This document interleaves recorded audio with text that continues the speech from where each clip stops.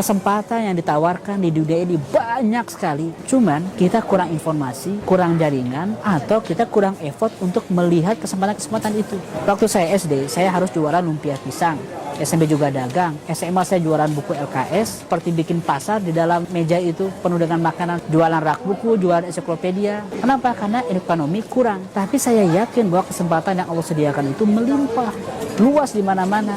Tinggal yang perlu dilakukan adalah cari kesempatan beasiswa, apply kemana-mana, bukan puluhan, bahkan ratusan kali daftar, ditolak bukan belasan kali, bahkan puluhan kali. Disitulah kita akan dapat kesempatan karena kita memperbanyak opportunity.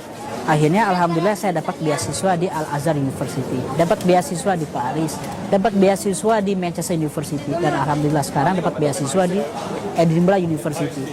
Itu yang namanya mencari opportunity kalau pada dasarnya kita tidak punya privilege. Tiap orang punya jatah rizki dan rasionya beda-beda. Ada yang satu berbanding 10, satu berbanding 50, satu berbanding 100.